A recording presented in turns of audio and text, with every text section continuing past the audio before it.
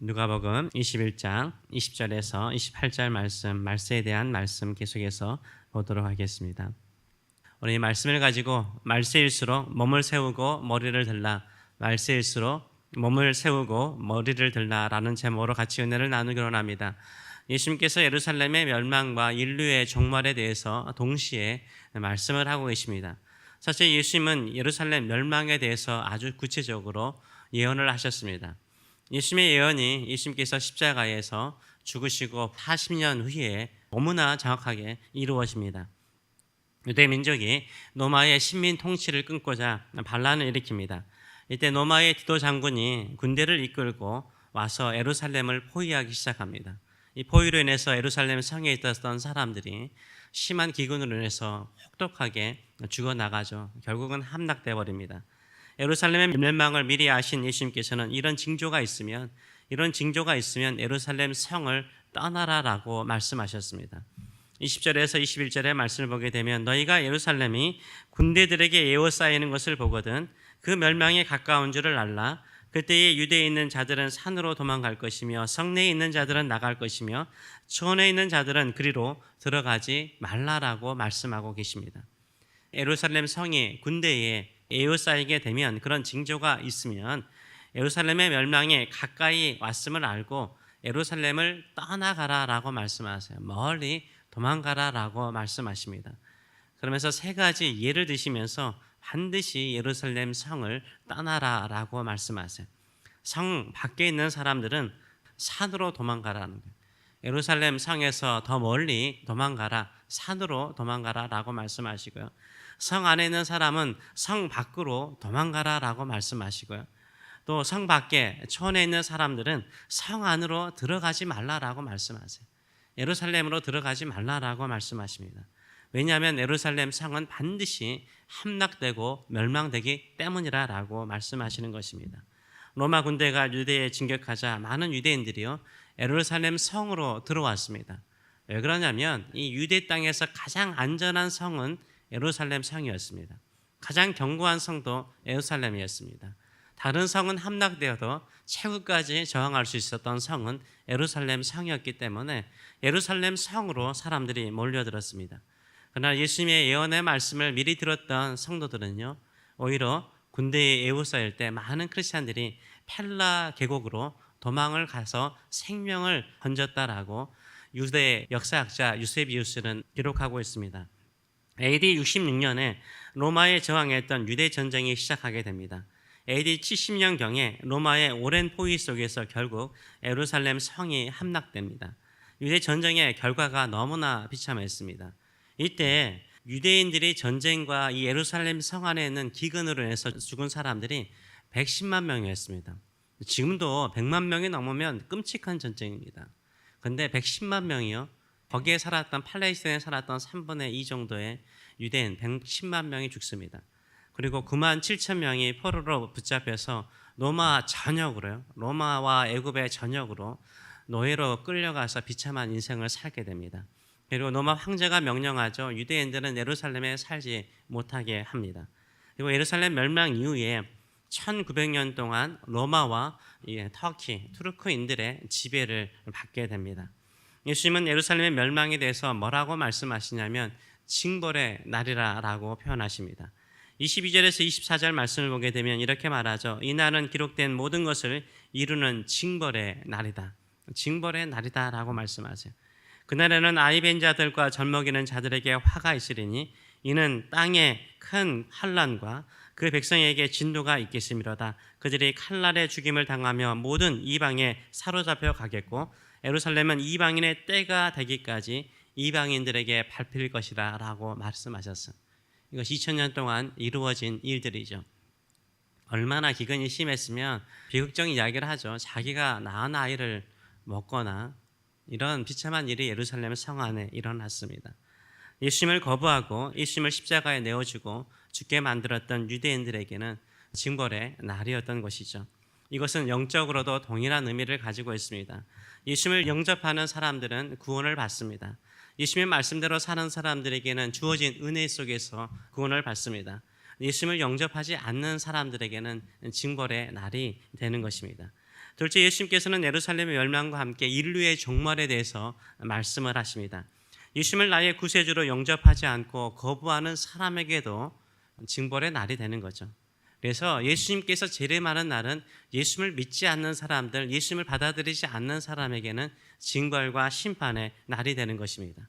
그날에는 예수님께서 어떻게 오시냐면 인자가 구름을 타고 오신다라고 말하고 있어요.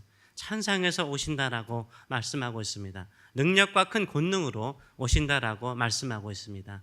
27절의 말씀을 보게 되면 그때의 사람들이 인자가 구름을 타고, 이 땅에 있는 수많은 사람들이 예수님께서 구름을 타고 오시는 것을 본다라고 말하고 있습니다. 예수님께서 재림하실 때는 구름을 타고 오시고 능력과 권능으로 천사들과 함께 오십니다. 예수님의 재림의 징조가 가까울수록 성도는 어떤 자세를 가지고 살아야 될까요? 이 땅에 천재의 많은 지변이 있고 전쟁이 끊이지 않고 기근과 전염병으로 살고 크리스찬들의 박해를 받고 모욕을 당하고 무시를 당하면서 우리가 믿음대로 살아가는 것이 힘들면 힘들수록 우리는 어떻게 살아라고 우리 주님께서 우리에게 말씀하십니까? 그럴수록 몸을 세우고 머리를 들라라고 우리 주님께서 말씀하세요. 우리 왕 되신 우리 주님께서 이 땅에 오실 때는 재림하시는 날은 그의 백성들에게는요 구원의 날이기 때문인 거예요. 그의 백성들에게는 성량의 날이기 때문인 거예요. 그의 백성에게는 회복의 날이기 때문에 오히려 말세가 가까우면 가까울수록 기죽지 말라는 거예요. 고개 숙이고 살지 말라는 거예요. 오히려 당당하게 믿음으로 살라라고 말씀하고 계십니다. 그래서 28절의 말씀을 보게 되면 이렇게 말하죠. 이런 일이 되기를 시작하거든. 이렇게 말세의 징조가 나타나기 시작하거든. 이렇게 주님 오실 날이 가까움을 보거든 어떻게 하라고 말합니까? 일어나 머리를 들라 너희의 속량이 가까이 왔느니라 라고 말씀하세요. 예수님의 구속이 가까이 왔기 때문에 오히려 몸을 세우고 머리를 들라라고 우리 주님께서 말씀하고 계십니다. 교만하게 살라라는 말이 아니에요. 오히려 주님이 오시는 것이 우리의 구원의 날이요 성량의 날이요 구속의 날이요 완전히 자유를 얻는 날이기 때문에 당당한 마음을 가지고 살라라고 말씀하고 있습니다. 그래서 예수님의 재림은요 믿지 않는 자에게는 두려움의 날이죠. 왜냐하면 심판받는 날이요 징벌을 받는 날이기 때문이에요. 나 믿음으로 주님의 재림을 기다리고 사모하며 기다리는 사람들에게는 뭐요? 기쁨의 날이죠. 구원의 날이기 때문인 것입니다. 하나님께서 회복해 주시는 날인 줄 믿습니다. 그래서 말세에 사는 성도들은 어떻게 살아야 돼요? 고난과 핍박이 있고 조롱과 무시가 있을 때요 오히려 주님의 재림이 가까움을 보면 볼수록 힘차게 살아가시는 저와 여러분 되시길 축원합니다. 몸을 세우고 머리를 드세요. 당당하게 살아가세요.